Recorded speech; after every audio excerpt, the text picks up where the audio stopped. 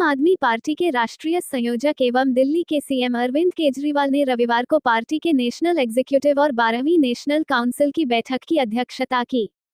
Virtual माध्यम से हुई दोनों बैठकों में देश भर के पार्टी पदाधिकारियों ने हिस्सा लिया, जबकि पंजाब के सीएम भगवंत मान और राष्ट्रीय संगठन महामंत्री डॉक्टर संदीप पाठक स्वयं मौजूद रहे। इस दौरान आप के राष्ट्रीय संयोजक अरविंद केजरीवाल ने कहा कि पिछले 12 साल में आम आदमी पार्टी को अभूतपूर्व सफलता मिली है। हमने वो काम करके दिखाया है जो 75 साल में भी दूसरी पार्टियां नहीं कर पाईं। पिछले 2 साल में पंजाब में किया गया आप सरकार का काम ये दिखाता है कि अगर पूर्ण राज्य में हमारी सरकार हो तो हम बहुत तेजी से काम कर सकते हैं। उन्होंने आगे कहा कि आपने 10 साल में ही राष्ट्रीय राजनीति में बहुत प्रभावशाली दस्तक दी है। देश में पहली बार विरोधी दल स्कूल अस्पताल पर बात करने को मजबूर हुए हैं। अब तो इन लोगों ने हमारा गारंटी शब्द और मैनिफेस्टो भी चुरा लिया है। अब ये लोग भी मोदी की गारंटी और कांग्रेसी की गारंटी कहने लगे हैं।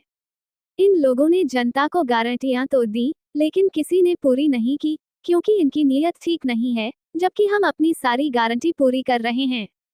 इस दौरान उन्होंने ये भी कहा कि हमारे जो 5 नेता जेल में हैं, वो हमारे हीरो हैं और हमें उन पर बहुत गर्व है। अगर आप बच्चों को अच्छी शिक्षा देने और गरीबों का मुफ्त में इलाज कराने की बात करेंगे तो जेल जाना ही पड़ेगा और हमें इसके लिए तैयार रहना होगा। देश में पहली बार जनता को आप एक सही विकल्प मिला है। आप के राष्ट्रीय संयोजक अरविंद केजरीवाल ने नेशनल परिषद की बैठक को संबोधित करते हुए कहा कि पार्टी की यह 12वीं नेशनल काउंसिल की मीटिंग है। किसी भी पार्टी के इतिहास में 12 साल का समय कुछ भी नहीं होता है। एक आदमी को एमएलए की सीट जीतने में पूरी जिंदगी बीत जाती है और कई चप्पलें घिस जाती हैं। 12 सालों में आम आदमी पार्टी को अभूतपूर्व सफलता मिली है। इसका केवल एक ही कारण है कि हमने वो काम करके दिखाया है जो 75 सालों में दूसरी पार्टियां नहीं कर पाई हैं। इन पार्टियों से लोग दुखी थे, लोगों की जिंदगी दिन पर दिन दूभर होती जा रही थी। आम आदमी पार्टी को लोगों ने पहले दिल्ली में और फिर पंजाब में मौका दिया।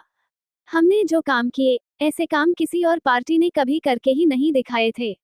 हम शिक्षा, स्वास्थ्य, बिजली, महंगाई और रोजगार की बात करने लगे, जो किसी और पार्टी ने कभी नहीं की थी।